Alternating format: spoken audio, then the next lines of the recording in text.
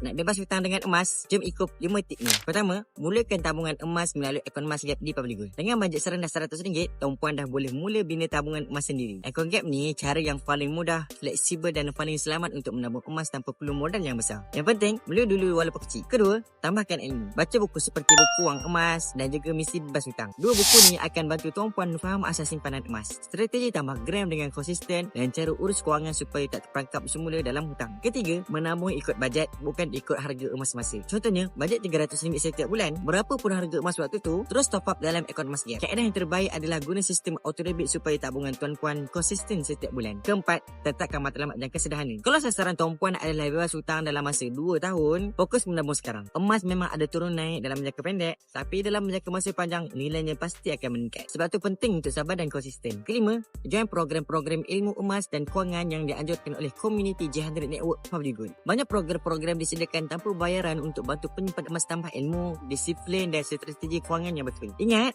bukan emas yang jadikan kita kaya, tapi ilmu lah yang menggerakkan tindakan kita. Dengan ilmu, tabungan emas bukan sekadar simpanan, tapi jalan untuk bebas hutang dan kewangan yang stabil. Subscribe channel saya untuk tidak terlepas tip emas.